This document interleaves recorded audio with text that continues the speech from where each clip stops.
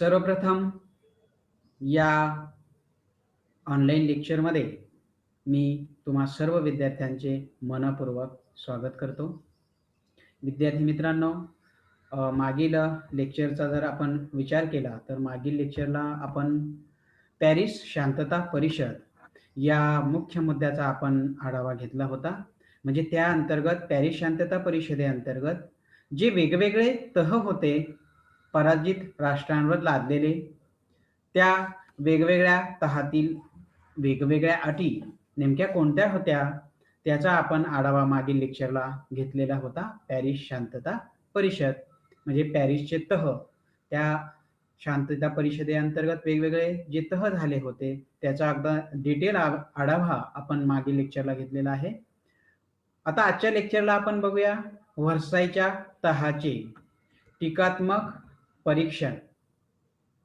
आता हा व्हर्सायचा जो तह होता तो कुणावर लादण्यात आलेला होता, तर जर्मनी या राष्ट्रावर तो लादण्यात आलेला होता. मग या तहाबाबत अशा वेगवेगळ्या विचारवंतांनी वेगवेगळे मतप्रवाह मांडलेले आहेत. मग त्याचं या तहाबाबतचं जे टीकात्मक परीक्षण आहे त्याचा आढावा आज आपण घेणार आहोत. आता सर्वप्रथम जर आपण बघितलं म्हणजे वेगवेगळ्या परस्पर विरोधी मते मांडलेली आहेत वेगवेगळ्या विचारवंतांनी किंवा त्या अभ्यासकांनी. खरं जर्मनीचे जे लोक होते किंवा त्या जर्मन राष्ट्राच्या मते काय, तर हा जो तह होता तो त्यांच्या स्वाभिमानाला धक्का पोहोचवणारा तह होता आणि तो एक महाभयंकर असा अपमानास्पद तह होता, असं हे जर्मनीचे लोक या व्हर्सायच्या तहाचं वर्णन करतात. तर मग दोस्त राष्ट्रांनी काय म्हटलेलं आहे की पुढील महायुद्ध टाळणारा हा तह आहे, असं या लोकांनी म्हटलेलं आहे. कोणत्या दोस्त राष्ट्रातील जे वेगवेगळे गट होते, म्हणजे त्या दोस्त राष्ट्र गटातील वेगवेगळी राष्ट्र आणि त्यातील काही महत्वाचे विचारवंत किंवा नेते असतील, यांनी काय म्हटलंय की हा जो तह होता हा पुढील महायुद्ध टाळणारा तह आहे. म्हणजे कशावरनं? आम्ही जो व्हर्सायचा तह जर्मनीवर लादलेला आहे, म्हणजे यातून म्हणजे पहिलं महायुद्ध घडलं पण दुसऱ्या महायुद्धाला कसा चाप बसेल असा देखील हा एक प्रयत्न आहे, असं हे दोस्त राष्ट्र सांगतात.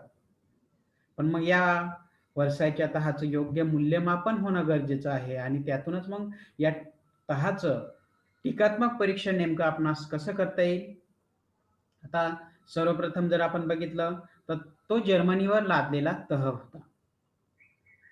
म्हणजे असं म्हटलं जातं की आपण काय म्हणतो, जेव्हा ती राष्ट्र एकत्र आली, विजयी आणि पराजित राष्ट्र, खरं तर यांनी एकमेकाच्या सहकार्याने एकमेकाने विचार विनिमय करून हा तह म्हणजे लादणं योग्य होतं. त्याच्यातील अटी ठरवताना एकमेकाला विश्वासात घेणं गरजेचं होतं. पण दोस्त राष्ट्रांनी असं काहीही केलेलं नाही. जर्मनीच्या त्या जर्मन प्रतिनिधींना देखील अगदी त्यांनी बोलवलंय असं देखील काही झालेलं नाही. त्यांना ज्या वाटेल, त्यांना जे व्यवस्थित वाटतील त्यांच्या पद्धतीने अशा अटी या व्हर्सायच्या तहाच्या अंतर्गत जर्मनीवर लादण्यात आलेल्या होत्या. म्हणजे अगदी 14 जी तत्वे होती त्या वुड्रो विल्सन यांची ती देखील येथे कुठेतरी बाजूला ठेवलेली दिसतात. त्या तत्वांनुसार जर्मनीने जरी माघार घेतलेली होती पण त्या पद्धतीने तह झालेला नाही. म्हणजे त्यांना दोस्त राष्ट्रांना जसं वाटलं तसा तो त्यांनी लादलेला होता, अटी त्यांनी ठरवलेल्या होत्या. म्हणून एक टीकात्मक परीक्षण करताना काय म्हणता येईल की हा जर्मनीवर लादलेला तह होता असं म्हणता येईल. त्यानंतर तो सर्वसामान्य जनतेचा या म्हणजे या तहास मान्यता नव्हती. सर्वसामान्य जनतेचा त्याच्यात विचार करण्यात आलेला नव्हता. मग पर्यायीनं काय की तेथील या राजकारण्यांनी सर्वसामान्य जनतेचा यामध्ये विचार केलेला नव्हता.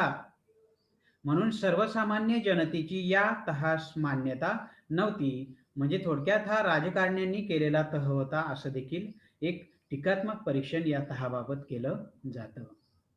त्यानंतर कायमस्वरूपीची शांतता प्रस्थापित होऊ शकली नाही.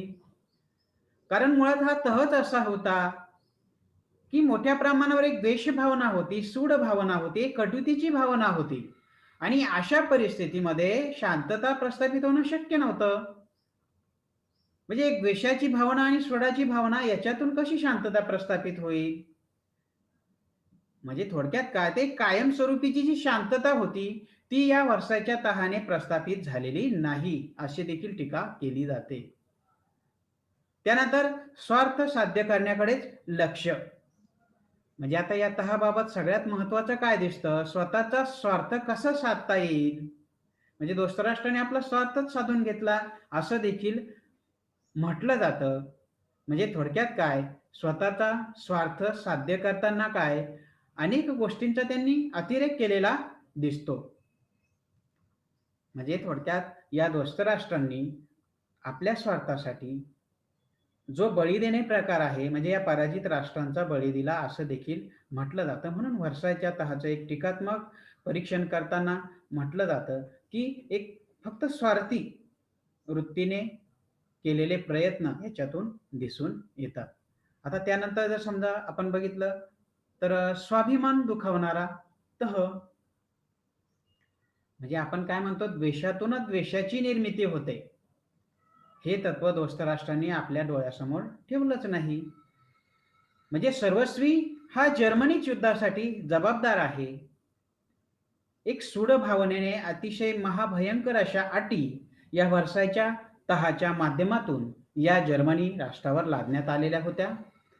त्यामुळे जर्मनीचा स्वाभिमान हा दुखावणं साहजिकच होतं. म्हणजे थोडक्यात काय, की दोस्त राष्ट्रांनी जर्मनीवर लादलेला हा व्हर्सायचा तह म्हणजे एक स्वाभिमान, जर्मनीचा स्वाभिमान दुखावणारा तह होता, असं देखील म्हटलं जातं. म्हणजे आणि त्यानंतर आपण जर म्हटलं तर जर्मनीला युद्ध गुन्हेगार ठरवण्यात आलं. म्हणजे सर्वस्वी जर्मनीच हा या युद्धासाठी जबाबदार आहे, असं देखील म्हटलं जातं.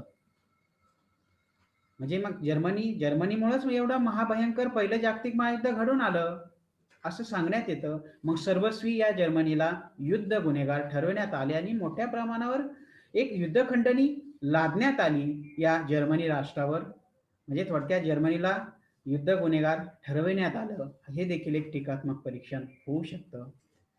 आता अटींचा जर विचार केला तर काही ज्या अटी होत्या, त्या फक्त आणि फक्त कोणाकरता होत्या? तर जर्मनीकरिता होत्या. म्हणजे फॉर एक्झाम्पल आपण जर बघितलं, पहिल्या महायुद्धानंतर दोस्त राष्ट्रांकडून काय फक्त जर्मनीचंच निःशस्त्रीकरण करण्यात आलेलं होतं. तसं निःशस्त्रीकरण दुसरं जागतिक महायुद्ध उद्भवू नये म्हणून निःशस्त्रीकरण सर्वच राष्ट्रांचं होणं गरजेचं होतं. पण फक्त आणि फक्त जर्मनीचंच निःशस्त्रीकरण करण्यात आलं, निर्लष्करीकरण करण्यात आलं. म्हणजे त्यांची शस्त्रे काढून घेण्यात आली. त्यांचं लष्कर देखील कमी करण्यात आलेलं होतं. मग या दोस्त राष्ट्रांनी पुढील काळात काय केलं? जर्मनीच्या ज्या वसाहती होत्या, या ज्या वसाहती होत्या त्या त्यांनी विश्वस्त या नात्याने आपापसामध्ये वाटून घेतलेल्या होत्या. म्हणजे जर्मनीवर प्रचंड अशी युद्धखंडणी लादण्यात आलेली देखील आपणास दिसून येते. म्हणजे अशा विविध गोष्टींची एक आपण काय म्हणतो जबरदस्तीपणा करणे थोडक्यात, असं दोस्त राष्ट्रांनी या जर्मनीच्या बाबतीत केलेलं होतं. म्हणजे मग या काही अटींचं पालन या दोस्त राष्ट्रांनी केलेलं तर नाहीच आहे. म्हणजे फक्त मग कोणी काय केलं? तर जर्मनीचा विचार करता फक्त अटींचं पालन करायचं, तहाचं पालन करायचं. तहातील ज्या अटी आहेत त्या फक्त कुणी पाळायच्या? तर जर्मनीने. म्हणजे हा जो एक प्रकार घडून आलेला होता थोडक्यात, तर त्याच्यातूनच काय म्हटलं जातं, की काही ज्या अटी होत्या थोडक्यात, तर त्या फक्त आणि फक्त या जर्मनीकरता होत्या. दोस्त राष्ट्रांनी त्या कधी अंमलात आणल्या देखील नाही. म्हणून या त्यांच्या या अशा वागण्यातून पुन्हा एकदा जगामध्ये जर्मनीने परत काय केलं? शस्त्रसज्जता करण्यास सुरुवात केली आणि त्याच्यातूनच पुढं काय झालं? जगामध्ये शस्त्रास्त्र स्पर्धा निर्माण झालेली दिसते. म्हणजे हे देखील या तहाचं एक टीकात्मक परीक्षण मानलं जातं. आता पुढचं आहे नेतृत्वाच्या मानसिकतेत बदल. आता पहिल्या जागतिक महायुद्धाचा जर आपण विचार केला तर त्याच्या अगोदर काय परिस्थिती होती? म्हणजे जगाचं नेतृत्व नेमकं कोणाकडे असावं याच्यासाठी सत्ता स्पर्धा ती सुरू झालेली दिसते. मग व्हर्सायच्या तहामुळे नेतृत्व कोणाकडे असावे या कल्पनेने तीव्र स्वरूप धारण केलेलं होतं. म्हणजे आतापर्यंतचा जर विचार केला तर नागरिकांच्या त्या खाजगी मालमत्तेला हात लावला जात नव्हता. परंतु आता आपल्या राष्ट्राचा नागरिक नसल्यास त्याची खाजगी जी संपत्ती होती, ती जप्त करण्याचा अधिकार देखील या राष्ट्रांना किंवा त्या राष्ट्राच्या सरकारला प्राप्त झालेला होता. त्यामुळे म्हणजेच काय युरोपियन राष्ट्रातील जी नेतृत्व स्पर्धा होती, ती पुढील काळामध्ये अधिक तीव्र होत गेली. म्हणजे नेतृत्वाच्या मानसिकतेत बदल ही देखील एक आपण काय म्हणतो एक टीकात्मक परीक्षण किंवा टीका केली जाते. त्यानंतर अवाढव्य नुकसान भरपाई. आता साधारण याच्यातून आपल्याला काय सांगता येईल? दोस्त राष्ट्रांनी थोडक्यात काय तर परिस्थितीची जाणीव लक्षात न घेता म्हणजे नेमकं काय झालंय? खरं हां, ठीक आहे जर्मनी तुमचा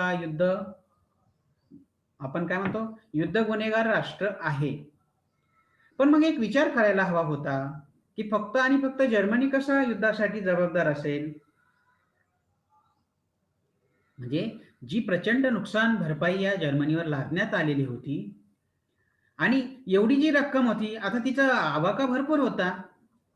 म्हणजे एवढी मोठी रक्कम एक तर युद्धामुळे अतिशय डबघाईला आलेली ती अर्थव्यवस्था आणि या अर्थव्यवस्थेचा विचार करता पुढील काळामध्ये काय?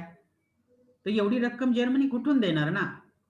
अर्थव्यवस्था पूर्ण पडझड झालेली आहे आणि एवढी युद्धखंडणी कशी देणार? म्हणजे याचा अर्थ काय? वास्तवतेचा जर्मनीने अजिबात विचार केलेला नव्हता. त्यामुळं मग काय दोस्त राष्ट्रांविषयी जर्मनीच्या मनामध्ये काय झालं? एक द्वेषाची भावना निर्माण झाली. म्हणजे जर्मनी हे पराभूत राष्ट्र आहे. त्याची अत्यंत वाईट परिस्थिती निर्माण झालेली आहे. तेथील लोकांना जीवन जगणे अशक्य असताना देखील ती नुकसान भरपाईची प्रचंड रक्कम फेडणे शक्य नाही. म्हणजे याचा साधासुधा विचारसुद्धा या दोस्त राष्ट्रांनी केलेला नव्हता. म्हणजे मोठ्या प्रमाणावर एक युद्धासाठी ते जबाबदार राष्ट्र धरून एक नुकसान भरपाई त्यांच्यावर लादण्यात आलेली होती. त्यानंतर समजा आपण बघितलं, की हा तह म्हणजे एक तडजोडीचं एक कडबोळं म्हणजे फक्त काहीतरी तडजोड अशा विल्सनचा स्वप्नाळू ध्येयवाद किंवा तुमचा तो क्लेमेन्सोचा प्रखर राष्ट्रवाद किंवा लॉयड जॉर्ज याचा अस्थिर संधी साधूपणा या परस्पर विरोधी प्रवाहातून निर्माण झालेला हा वर्सायचा तह होता असं देखील मानलं जातं. म्हणजे इंग्रज, फ्रेंच यांच्यातील स्पर्धा, त्यांचा साम्राज्यवाद किंवा इंग्लंड व अमेरिका यांच्यातील ती स्पर्धा. तसंच अमेरिका, जपान यांची स्पर्धा व बड्या राष्ट्रात झालेले जे अनेक वेगवेगळे जे काही गुप्त करार होते, या सर्व बाबींच्या संघर्षातून हा वर्सायचा तह निर्माण झालेला होता. म्हणजे त्यामुळं काय तर हा तह म्हणजे एक तडजोडीचे कळबोळे होते. म्हणजे फक्त काहीतरी अशी तडजोड करायची, विशिष्ट असं त्याच्यामध्ये अ, असं वेगळं असं काही नाही बुवा. फार-फार तर तडजोड करण्यासाठी हा तह घडून आणला, असं देखील म्हटलं जातं.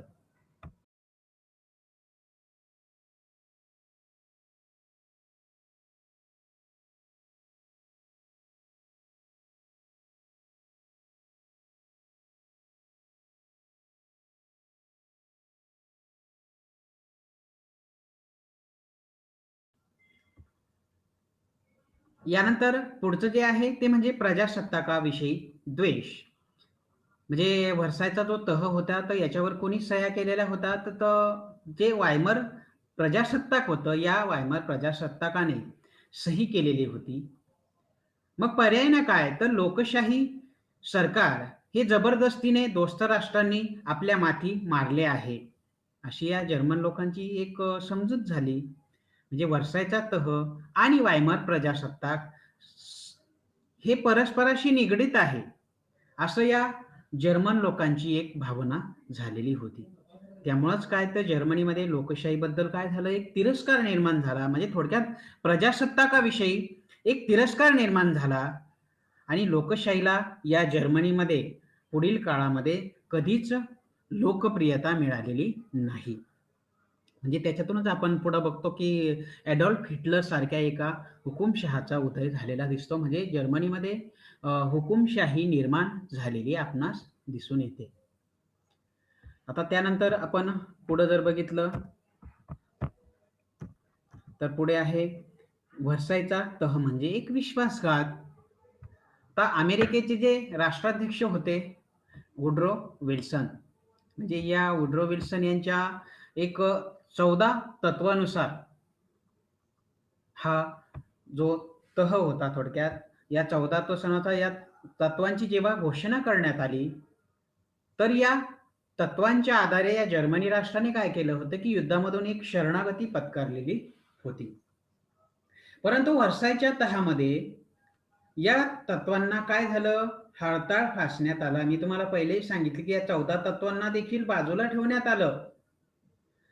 स्वतःच्या मर्जीनुसार या दोस्त राष्ट्रांना जसं योग्य वाटलं, ज्या अटी त्यांना व्यवस्थित वाटल्या, त्यांना ज्या त्यांच्या दृष्टिकोनातून ज्या चांगल्या होत्या, त्या त्यांनी या जर्मनीवर लादलेल्या होत्या. म्हणजे थोडक्यात काय, तर हा जर्मनी राष्ट्राचा व्हर्सायचा तह म्हणजे जर्मनी राष्ट्राचा एक विश्वासघात होता, अशी देखील टीका या तहावर केली जाते. त्यानंतर युरोपचे बाल्कनायझेशन घडून आले. म्हणजे पहिलं जागतिक महायुद्ध सुरू झालं आणि सुरुवातीचा जर आपण विचार केला तर लहान लहान राष्ट्रांमध्ये हे लढलं गेलं. पण त्यानंतरच्या कालखंडाचा जर आपण विचार केला, अनेक युरोपियन राष्ट्रांनी या युद्धामध्ये सहभाग घेतलेला होता. म्हणजे लहान लहान बाल्कन राष्ट्रांचे प्रश्न सोडवण्यासाठी या युद्धाची सुरुवात झाली होती. पण मग अगदी शेवटाचा जर आपण विचार केला, तर त्यातून अनेक लहान लहान राष्ट्रे युरोपच्या नकाशावर अवतरली.